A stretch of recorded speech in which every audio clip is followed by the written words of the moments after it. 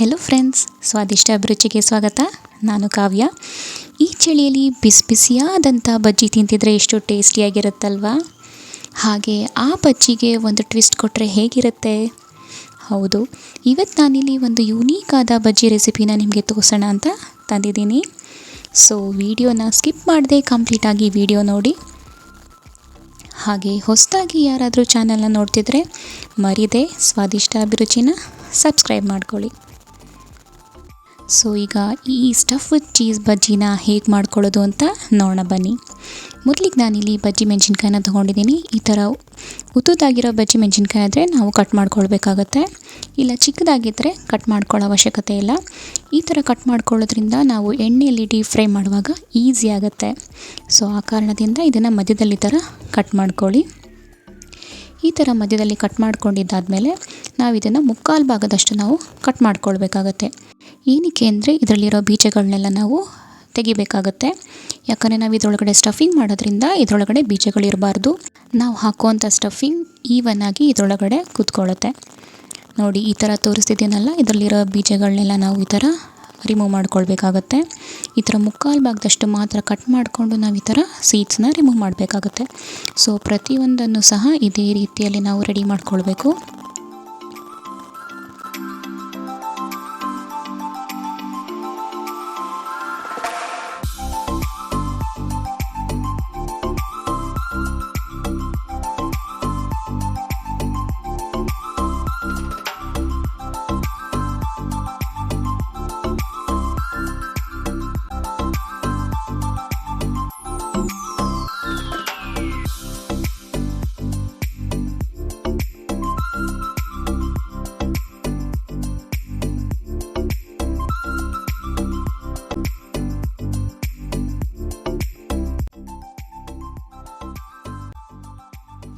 ನೋಡಿ, ಈಗ ನಾನು ಪ್ರತಿಯೊಂದು ಬಜ್ಜಿನ ಮೆಣಸಿನ್ಕಾಯಿನೂ ಈ ರೀತಿಯಾಗಿ ರೆಡಿ ಮಾಡ್ಕೊಂಡು ಬಂದಿದ್ದೀನಿ.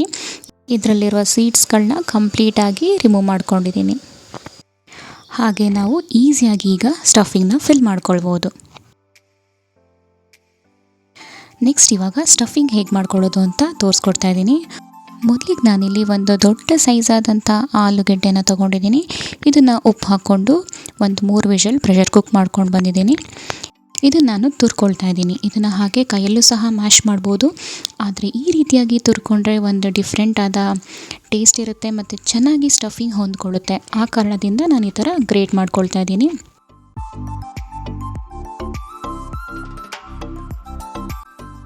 ನೋಡಿ, ಈಗ ಕಂಪ್ಲೀಟಾಗಿ ಒಂದು ಆಲೂಗೆಡ್ಡೆನ ಈ ಥರ ಗ್ರೇಟ್ ಮಾಡಿಕೊಂಡು ರೆಡಿ ಮಾಡ್ಕೊಂಡಿದ್ದೀನಿ. ನೋಡಿ ಎಷ್ಟು ಪರ್ಫೆಕ್ಟಾಗಿ ಬಂದಿದೆ ಅಲ್ಲ. ಕೈಯಲ್ಲೂ ಸಹ ಮ್ಯಾಶ್ ಮಾಡ್ಬೋದು, ಅದೇ ಒಂದು ಟೆಕ್ಸ್ಚರ್ ಇರುತ್ತೆ. ಈ ಥರ ಗ್ರೇಟ್ ಮಾಡೋದ್ರಿಂದ ಇದು ಒಂದು ಟೆಕ್ಸ್ಚರ್ ಇರುತ್ತೆ. ನೆಕ್ಸ್ಟ್ ಈಗ ನಾನಿಲ್ಲಿ ಮಸಾಲೆ ಪುಡಿಗಳನ್ನ ಸೇರಿಸ್ತಾ ಇದ್ದೀನಿ. ನಾನಿಲ್ಲಿ 1 ಟೀ ಸ್ಪೂನಷ್ಟು ಅರಿಶಿಣದ ಪುಡಿ, ಜೀರಿಗೆ ಪುಡಿ, ಧನಿಯಾ ಪುಡಿ, ಹಾಗೆ 1 ಟೀ ಸ್ಪೂನಷ್ಟು ಗರಂ ಮಸಾಲ ಇದಷ್ಟು ಹಾಕಿದ ಮೇಲೆ 2 ಹಸಿಮೆಣ್ಸಿನ್ಕಾಯಿನ ಸಣ್ಣಕ್ಕೆ ಹೆಚ್ಚಿಟ್ಕೊಂಡಿದ್ದೀನಿ. ಖಾರಕ್ಕೆ ಎಷ್ಟು ಬೇಕೋ ಅಷ್ಟು ಹಸಿಮೆಣ್ಸಿನ್ಕಾಯಿ ಸೇರಿಸ್ಕೊಳ್ಬೋದು. ಹಸಿಮೆಣ್ಸಿನ್ಕಾಯಿ ಆಪ್ಷನಲ್.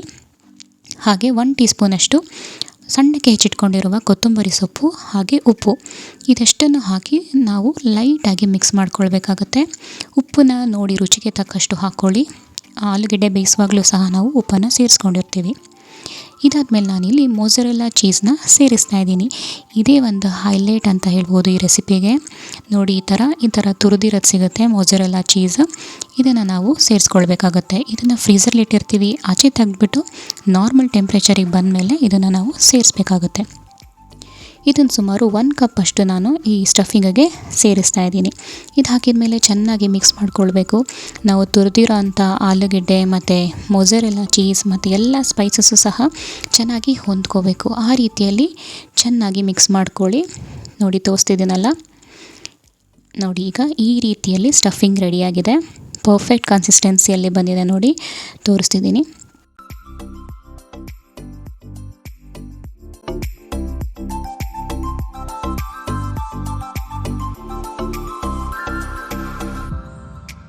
ನೆಕ್ಸ್ಟ್ ನಾನಿಲ್ಲಿ ಸ್ಟಫಿಂಗ್ ಹೇಗೆ ಮಾಡ್ಕೊಳ್ಳೋದು ಅಂತ ತೋರಿಸ್ಕೊಡ್ತಾ ಇದ್ದೀನಿ.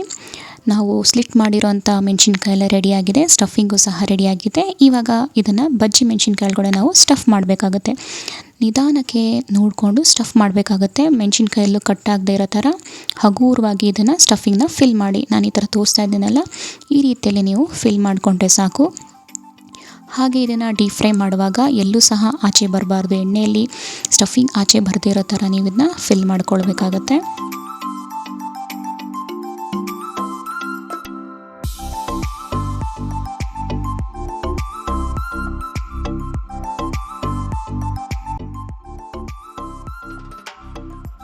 ನೋಡಿ ತೋರಿಸಿದನಲ್ಲ, ಈ ರೀತಿಯಾಗಿ ನಾವು ಬಜ್ಜಿ ಮೆಣಸಿನ್ಕಾಯಿ ಒಳಗಡೆ ಈ ಥರ ಆಲೂಗಡ್ಡೆ ಸ್ಟಫಿಂಗ್ನ ಫಿಲ್ ಮಾಡಬೇಕಾಗುತ್ತೆ.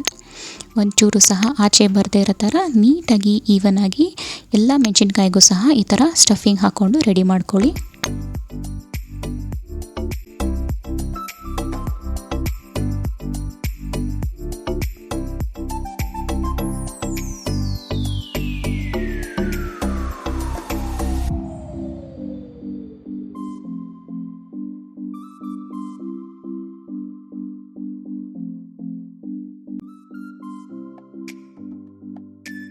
ಸೊ ಈಗ ಎಲ್ಲ ಬಜ್ಜಿ ಮೆಣಸಿನ್ಕಾಯಿಗೂ ಸ್ಟಫಿಂಗ್ ಹಾಕ್ಕೊಂಡು ರೆಡಿ ಮಾಡ್ಕೊಂಡಿದ್ದೀನಿ. ನೋಡಿ ಇಲ್ಲಿ ಪರ್ಫೆಕ್ಟಾಗಿ ಬಂದಿದೆ. ಇವಾಗ ನೆಕ್ಸ್ಟ್ ಸ್ಟೆಪ್ ಏನಂದರೆ, ಇದನ್ನು ನಾವು ಫ್ರಿಜ್ಜಲ್ಲಿ ಇಟ್ಕೊಳ್ಬೇಕಾಗುತ್ತೆ. ಮೊಸರೆಲ್ಲ ಚೀಸ್ ನಾರ್ಮಲ್ ಟೆಂಪ್ರೇಚರ್ಲಿದ್ದರೆ ಸಾಫ್ಟ್ ಆದಂಗೆ ಆಗಿಬಿಡುತ್ತೆ. ಹಾಗೆಯೇ ನಾವು ಫ್ರಿಜ್ನಲ್ಲಿಡೋ ಉದ್ದೇಶ ಏನಂದರೆ, ನಾವು ಡೀಪ್ ಫ್ರೈ ಮಾಡುವಾಗ ಸ್ಟಫಿಂಗ್ ಎಲ್ಲೂ ಸಹ ಆಚೆ ಬರೋದಿಲ್ಲ, ಕರೆಕ್ಟಾಗಿ ಪರ್ಫೆಕ್ಟಾಗಿ ಸೆಟ್ ಆಗಿರುತ್ತೆ ಆಲೂಗಡ್ಡೆ ಮತ್ತು ಚೀಸು. ಸೊ ಆ ಕಾರಣದಿಂದ ನಾವು ಹಾಫ್ ಆನ್ ಅವರ್ ಫ್ರಿಜ್ಜಲ್ಲಿ ಇಡಬೇಕಾಗತ್ತೆ. ಈ ಮಿಕ್ಕಿರೋ ಅಂಥ ಸ್ಟಫಿಂಗ್ ಏನು ಮಾಡೋದು ಅಂತ ನಾನು ಈ ವಿಡಿಯೋದಲ್ಲೇ ಮುಂದಕ್ಕೆ ತೋರಿಸ್ತೀನಿ. ಸೊ ವಿಡಿಯೋನ ಕಂಪ್ಲೀಟಾಗಿ ನೋಡಿ. ನಾವು ಹಾಫ್ ಆನ್ ಅವರ್ ಫ್ರಿಜ್ಜಲ್ಲಿ ಇಟ್ಟಿದ್ಮೇಲೆ ಅದೇ ಸಮಯದಲ್ಲಿ ನಾವು ಬಜ್ಜಿ ಹಿಟ್ಟನ್ನ ರೆಡಿ ಮಾಡ್ಕೊಳ್ಳೋಣ. ಬಜ್ಜಿ ಹಿಟ್ಟು ರೆಡಿ ಮಾಡ್ಕೊಳ್ಳೋದಕ್ಕೆ ನಾನಿಲ್ಲಿ 1 ಕಪ್ಪಷ್ಟು ಕಡಲೆ ಹಿಟ್ಟು, 1/4 ಕಪ್ಪಷ್ಟು ಅಕ್ಕಿ ಹಿಟ್ಟು, ಹಾಗೆ 1 ಟೀ ಸ್ಪೂನಷ್ಟು ಅರಿಶಿಣದ ಪುಡಿ, ಅಚ್ಕಾರದ ಪುಡಿ, ಧನಿಯಾ, ಜೀರಿಗೆ ಪುಡಿ, ಹಾಗೆ ಸ್ವಲ್ಪ ಇಂಗು, ಹಾಗೆಯೇ 1 ಟೀ ಸ್ಪೂನಷ್ಟು ಅಜ್ವೈನ್ನ ಈ ಥರ ಕೈಯಲ್ಲೇ ಕ್ರಷ್ ಮಾಡಿ ಸೇರಿಸ್ತಾ ಇದ್ದೀನಿ. ಇದು ಹಾಕೋದ್ರಿಂದ ಬಜ್ಜಿಗೊಂದು ಟೇಸ್ಟ್ ಕೊಡುತ್ತೆ ಮತ್ತು ಡೈಜೆಷನ್ಗೂ ಸಹ ಹೆಲ್ಪ್ ಆಗುತ್ತೆ. ಅದಾದ ನಂತರ ನಾನಿಲ್ಲಿ ರುಚಿಗೆ ತಕ್ಕಷ್ಟು ಉಪ್ಪು, ಸ್ಟಫಿಂಗಿಗೆ ಉಪ್ಪು ಹಾಕಿರ್ತೀವಿ, ಆಲೂಗೆಡ್ಡೆಗೂ ಸಹ ಉಪ್ಪು ಹಾಕಿರ್ತೀವಿ ಬೇಯಿಸ್ಕೊಳ್ಳುವಾಗ. ಸೊ ಬಜ್ಜಿ ಹಿಟ್ಟಿಗೆ ರುಚಿಗೆ ತಕ್ಕಷ್ಟು ನೋಡಿಕೊಂಡು ಉಪ್ಪನ್ನು ಸೇರಿಸ್ಕೊಳ್ಳಿ. ಇದನ್ನು ಒಂದ್ಸಲ ಎಲ್ಲ ಡ್ರೈ ಮಿಕ್ಸ್ ಮಾಡ್ಕೊಳ್ತಾ ಇದ್ದೀನಿ. ನೀರು ಹಾಕೋಕ್ಕೆ ಮುಂಚೆ ಇದನ್ನು ಹಾಗೆ ಡ್ರೈ ಮಿಕ್ಸ್ ಮಾಡ್ಕೊಳ್ಳಿ. ಎಲ್ಲ ಮಸಾಲೆಗಳು ಸಹ ಚೆನ್ನಾಗಿ ಹೊಂದ್ಕೊಳ್ಳುತ್ತೆ.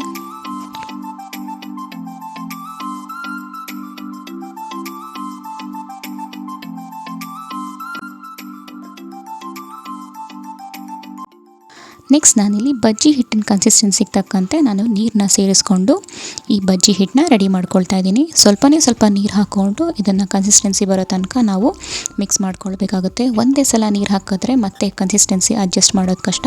ಸೊ ಸ್ವಲ್ಪನೇ ನೀರು ಹಾಕ್ಕೊಂಡು ಬಜ್ಜಿ ಹಿಟ್ಟನ್ನ ರೆಡಿ ಮಾಡ್ಕೊಳ್ಬೇಕಾಗತ್ತೆ.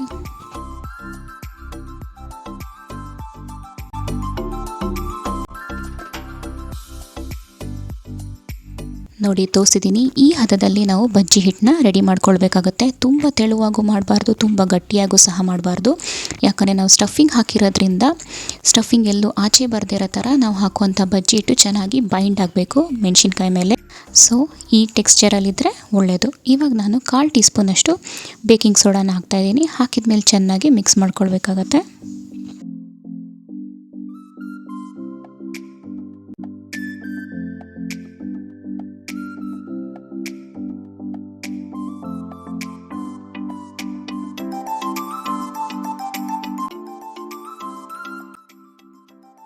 ನೋಡಿ ಈಗ ಪರ್ಫೆಕ್ಟ್ ಕನ್ಸಿಸ್ಟೆನ್ಸಿಯಲ್ಲಿ ಬಜ್ಜಿ ಹಿಟ್ಟು ರೆಡಿಯಾಗಿದೆ. ತುಂಬ ತೆಳುವಾಗೂ ಇಲ್ಲ, ತುಂಬ ಗಟ್ಟಿಯಾಗೂ ಇಲ್ಲ. ಈ ಹದದಲ್ಲಿದ್ದರೆ ಬಜ್ಜಿ ಹಿಟ್ಟು ಒಳ್ಳೆಯದು. ನೆಕ್ಸ್ಟ್ ನಾನಿಲ್ಲಿ ಒಂದು ಈಸಿ ಮೆಥಡಲ್ಲಿ ಬಜ್ಜಿ ಹೇಗೆ ಮಾಡ್ಕೊಳ್ಳೋದು ಅಂತ ತೋರಿಸ್ಕೊಡ್ತಿದ್ದೀನಿ. ಈ ಥರ ಬಜ್ಜಿ ಹಿಟ್ಟನ್ನು ಈ ಥರ ಒಂದು ಗ್ಲಾಸ್ಗೆ ಹಾಕ್ಕೊಳ್ಳಿ.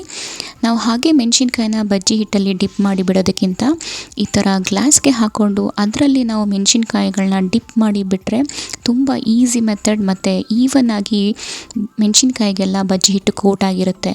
ಸೊ ಇದು ಒಂದು ಡಿಫ್ರೆಂಟ್ ಮೆಥಡ್ ಅಂತಲೇ ಹೇಳ್ಬೋದು. ತುಂಬ ಈಸಿಯೆಸ್ಟ್ ಮೆಥಡು. ಸೊ ನೀವು ಹೀಗೆ ಟ್ರೈ ಮಾಡಿ, ತುಂಬಾ ಈಸಿಯಾಗಿರುತ್ತೆ ಮತ್ತು ಬಜ್ಜಿನೂ ಸಹ ತುಂಬ ಚೆನ್ನಾಗಿ ಬಂದಿರುತ್ತೆ. ನೆಕ್ಸ್ಟ್ ನಾನಿಲ್ಲಿ ಎಣ್ಣೆ ಕಾಯ್ಲಿಕ್ಕೆ ಇಟ್ಟಿದ್ದೀನಿ ಡೀಪ್ ಫ್ರೈ ಮಾಡೋದಕ್ಕೆ. ಹಾಗೆ ಅರ್ಧ ಗಂಟೆ ಆದಮೇಲೆ ಮೆಣಸಿನ್ಕಾಯಿಗಳನ್ನ ತೋರಿಸ್ತಾ ಇದ್ದೀನಿ. ನೋಡಿ ನಾವು ಹಾಕಿರೋವಂಥ ಸ್ಟಫಿಂಗ್ ಎಷ್ಟು ಪರ್ಫೆಕ್ಟಾಗಿ ಸೆಟ್ ಆಗಿದೆ. ಹಾಗೆ ಡೀಪ್ ಫ್ರೈ ಮಾಡುವಾಗ ಸ್ಟಫಿಂಗ್ ಎಲ್ಲೂ ಸಹ ಆಚೆ ಬರೋದಿಲ್ಲ. ನೋಡಿ ಈಗ ತೋರಿಸ್ತಾ ಇದ್ದೀನಿ. ಈ ರೀತಿಯಲ್ಲಿ ನಾವು ಮೆಣಸಿನ್ಕಾಯಿಗಳನ್ನ ಈ ಬಜ್ಜಿ ಹಿಟ್ಟಲ್ಲಿ ಡಿಪ್ ಮಾಡಬೇಕಾಗುತ್ತೆ. ನಿಧಾನವಾಗಿ ಒಂದ್ಸಲ ತಿರುಗಿಸ್ಬಿಟ್ಟು ನಾವು ಇದನ್ನು ಎಣ್ಣೆಯಲ್ಲಿ ಬಿಡಬೇಕಾಗುತ್ತೆ. ನೋಡಿ ತೋರಿಸಿದ್ದೀನಲ್ಲ, ಈ ಥರ ನೀವು ಮಾಡಿಕೊಂಡ್ರೆ ಒಂಚೂರು ಸಹ ಬಜ್ಜಿ ಹಿಟ್ಟು ಆಚೆ ಬರೋದಿಲ್ಲ, ಹಾಗೆ ಸ್ಟಫಿಂಗು ಸಹ ಆಚೆ ಬರೋದಿಲ್ಲ. ಮೆಣಸಿನ್ಕಾಯಿಗೆಲ್ಲ ಬಜ್ಜಿ ಹಿಟ್ಟು ಪರ್ಫೆಕ್ಟಾಗಿ ಕೋಟ್ ಆಗಿರುತ್ತೆ. ಒಂದೊಂದು ಸಲಕ್ಕೆ ನೀವು 2-3 ಮೆಣಸಿನ್ಕಾಯಿಗಳನ್ನ ಡೀಪ್ ಫ್ರೈ ಮಾಡ್ಕೊಳ್ಬೋದು. ನೋಡಿ ತೋರಿಸ್ತಾ ಇದ್ದೀನಿ. ಈ ರೀತಿಯಲ್ಲಿ ನಿಧಾನವಾಗಿ ಬಜ್ಜಿ ಹಿಟ್ಟಲ್ಲಿ ಮೆಣಸಿನ್ಕಾಯಿನ ಡಿಪ್ ಮಾಡಿ ಡೀಪ್ ಫ್ರೈ ಮಾಡಬೇಕಾಗತ್ತೆ.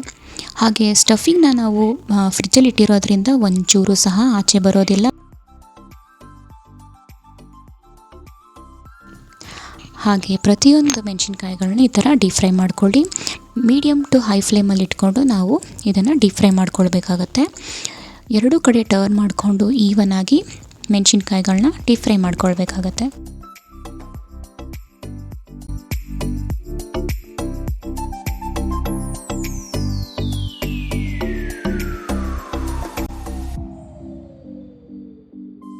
ಪ್ರತಿಯೊಂದು ಮೆಣಸಿನ್ಕಾಯಿನೂ ಡೀಪ್ ಫ್ರೈ ಮಾಡ್ಕೊಳ್ತಿದ್ದೀನಿ. ನೋಡಿ ಇದಕ್ಕೆ ತುಂಬ ಜಾಸ್ತಿ ಹಿಟ್ಟು ಸಹ ಬೇಕಾಗಲ್ಲ. ಇಷ್ಟೇ ಒಂದು ಲೋಟದ ಅಳತೆ ಅಷ್ಟೇ ನಾವು ಎಷ್ಟೊಂದು ಬಜ್ಜಿಗಳನ್ನ ರೆಡಿ ಮಾಡ್ಕೊಳ್ಬೋದು.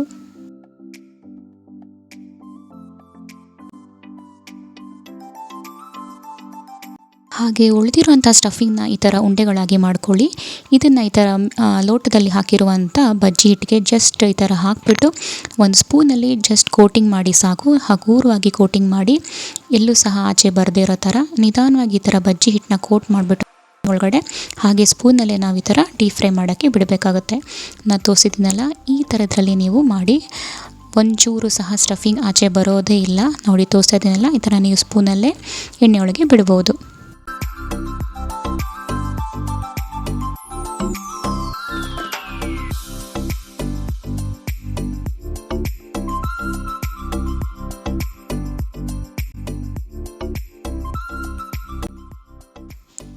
ಹಾಗೆ ಇದಂತೂ ಬಾಲಿಟ್ರೆ ಹಾಗೆ ಕರಗೋಗ್ತಾ ಇರುತ್ತೆ. ಯಾಕಂದರೆ ನಾವು ಹಾಕಿರೋ ಅಂಥ ಚೀಸೆಲ್ಲ ಚೆನ್ನಾಗಿ ಮೆಲ್ಟ್ ಆಗಿರುತ್ತೆ ಮತ್ತು ಆಲೂಗಡ್ಡೆ ಮಸಾಲೆ ಜೊತೆಗೆ ಚೆನ್ನಾಗಿ ಬ್ಲೆಂಡ್ ಆಗಿರುತ್ತೆ. ತುಂಬಾ ಒಂದೊಳ್ಳೆ ಟೇಸ್ಟ್ ಕೊಡುತ್ತೆ. ನೋಡಿ ಮಿಕ್ಕಿರೋ ಅಂಥ ಸ್ಟಫಿಂಗಿಂದ ನಾವು ಈ ಥರ ಆಲೂ ಚೀಸ್ ಬೋಂಡಾನ ಮಾಡ್ಕೊಳ್ಬೋದು. ಹಾಗೆ ಇದಂತೂ ತಿನ್ನೋದಕ್ಕೆ ತುಂಬಾ ಚೀಸಿಯಾಗಿ ತುಂಬಾ ರುಚಿಯಾಗಿರುತ್ತೆ. ನೋಡಿ ಈ ಥರ ಗೋಲ್ಡನ್ ಬ್ರೌನ್ ಬಂದಮೇಲೆ ನಾವು ಇದನ್ನು ತಗೊಳ್ಬೇಕಾಗತ್ತೆ. ನೋಡಿ ಈಗ ಪರ್ಫೆಕ್ಟ್ ಕಲರಲ್ಲಿ, ಪರ್ಫೆಕ್ಟ್ ಟೆಕ್ಸ್ಚರಲ್ಲಿ ಸ್ಟಫ್ಡ್ ಚೀಸ್ ಬಜ್ಜಿ ರೆಡಿಯಾಗಿದೆ. ಬಿಸಿ ಬಿಸಿಯಾಗಿ ತಿಂದ್ರಂತೂ ಇದು ಸಖತ್ತಾಗಿರುತ್ತೆ. ಬಾಯಲ್ಲಿ ಹಾಗೆ ಕರಗೋಗ್ತಾ ಇರುತ್ತೆ. ತುಂಬಾ ರುಚಿಯಾಗಿರುತ್ತೆ. ಹಾಗೆ ಇಲ್ಲಿ ನೀವು ತೋರಿಸಿರುವಂಥ ಈ ಸ್ಟಫ್ಡ್ ಬಜ್ಜಿನೂ ಸಹ ನೋಡಿ ತುಂಬ ಪರ್ಫೆಕ್ಟಾಗಿ ಬಂದಿದೆ. ಎಲ್ಲೂ ಸಹ ಸ್ಟಫಿಂಗ್ ಮೆಣಸಿನ್ಕಾಯಲ್ಲೇ ಆಗಲಿ ಯಾವುದ್ರಲ್ಲೂ ಸಹ ಆಚೆ ಬಂದಿಲ್ಲ.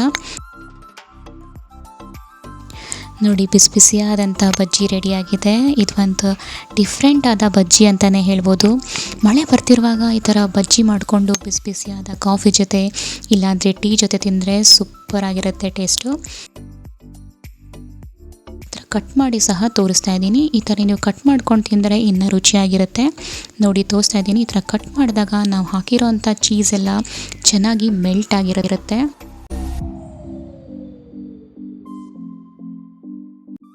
ಹಾಗೆ ನೋಡಿದ್ರೆ ಇದು ರೆಗ್ಯುಲರ್ ಆಗಿ ಸಿಗುವಂಥ ಮೆಣಸಿನ್ಕಾಯಿ ಬಜ್ಜಿ ತುಂಬ ಸಿಂಪಲ್ಲಾಗಿ ಕಾಣುತ್ತೆ. ಬಟ್ ಈ ಥರ ನೀವು ಕಟ್ ಮಾಡ್ಕೊಂಡು ತಿಂದಾಗಲೇ ಇದರ ಟೇಸ್ಟ್ ಏನಂತ ಗೊತ್ತಾಗೋದು. ಯಾಕಂದರೆ ಇದ್ರಲ್ಲಿ ಹಾಕಿರುವಂಥ ನಾವು ಸ್ಟಫಿಂಗ್ಸ್ ಅಷ್ಟೇ ರುಚಿಯಾಗಿರುತ್ತೆ ಮತ್ತು ಅಷ್ಟೇ ಡಿಫ್ರೆಂಟಾಗಿರುತ್ತೆ. ಹಾಗೆ ಚೀಸ್ ಫ್ಲೇವರ್ ಅಂತೂ ಬಾಯಿ ತುಂಬ ಸ್ಪ್ರೆಡ್ ಆಗುತ್ತೆ. ತುಂಬಾ ರುಚಿಯಾಗಿರುತ್ತೆ. ಆಸಮ್ ಟೇಸ್ಟ್ ಅಂತಲೇ ಹೇಳ್ಬೋದು.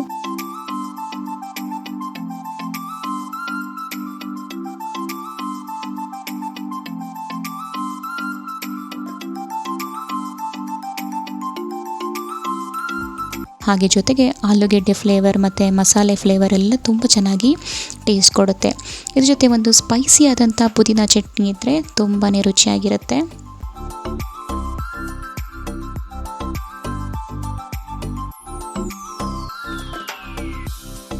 ಹಾಗೆ ಈ ಸ್ಟಫ್ ಚೀಸ್ ಬಜ್ಜಿನ ಇನ್ನೊಂದು ಥರನೂ ಸಹ ನಾವು ತಿನ್ಬೋದು. ಈ ಥರ ಕಟ್ ಮಾಡಿಕೊಂಡು ಇದರ ಮೇಲೆ ಸಣ್ಣಕ್ಕೆ ಹೆಚ್ಚಿಟ್ಕೊಂಡಿರುವಂಥ ಈರುಳ್ಳಿ, ಸಣ್ಣಕ್ಕೆ ಹೆಚ್ಚಿಟ್ಕೊಂಡಿರುವಂಥ ಕೊತ್ತಂಬರಿ ಸೊಪ್ಪನ್ನ ಸೇರಿಸ್ಬೋದು.